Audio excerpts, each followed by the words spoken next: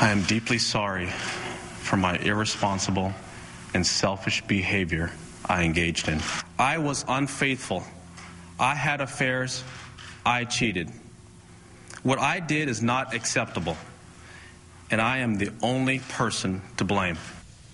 That, of course, was the world's greatest golfer, Tiger Woods, in his first public statement since everyone learned just after Thanksgiving the whole lot of stuff about his personal life and his marriage that we really have no business knowing. The Rachel Maddow Show has admittedly bypassed this story almost entirely, but no one else did.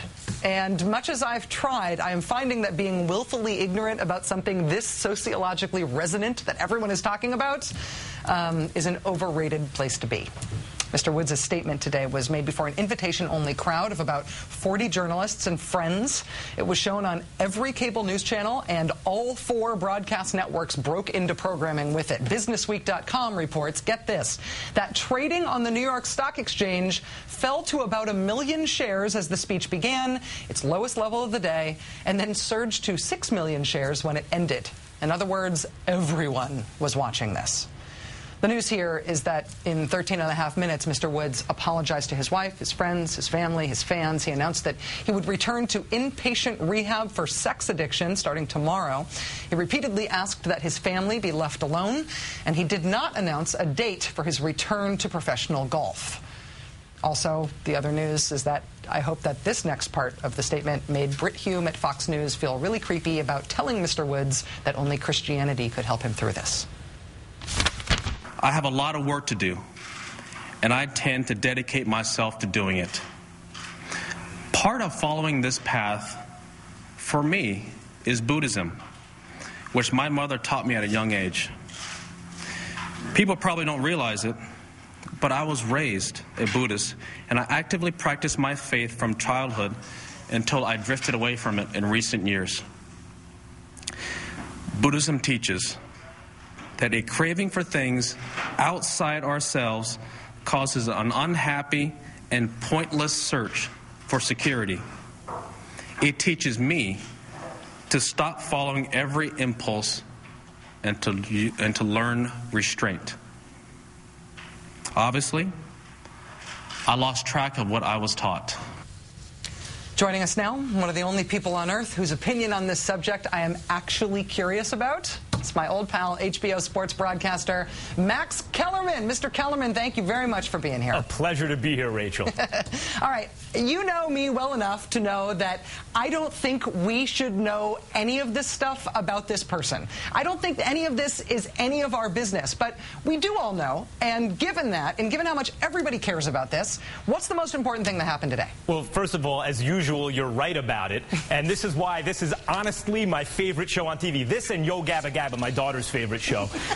This, you know, it's really a self-fulfilling, by the way, Rachel, and it's why when everyone else is talking about Sarah Palin bickering with Ashley Judd about shooting wolves from helicopters, and you're talking about the kill the gays in Uganda bill. It's why I love this show. But this is really a self-fulfilling media prophecy, right? I mean, you go back 15 or more years at this point, and there was this young phenom who wasn't white in a predominantly white sport, and he was an incredible golfer.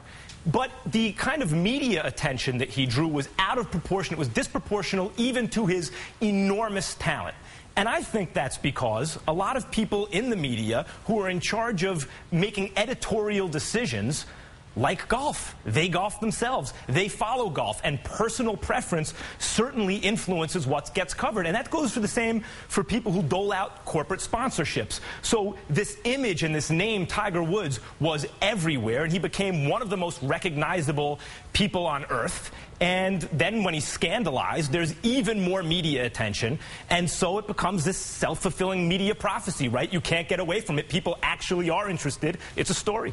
And I feel like the sort of, it's not exactly ethics. I guess it's just the taste, whether or not it's tasteful for us to know about all this stuff about him, whether or not we should all feel uncomfortable about knowing all this stuff about him, is about whether or not he ever made any claims to be anything other than what he's been proven to be. Did we just imbue him with this great character, or did he make that case for himself? I'm happy to go after him if he's a hypocrite. He just doesn't seem like a hypocrite to me. Well, you could argue that he actually did owe an apology to his corporate sponsors, right? right, because they're scandalized by what happened, because he is projecting a certain image that they want to be associated with, and now suddenly the image isn't right, and they suffer as a result. Ostensibly, they suffer as a result.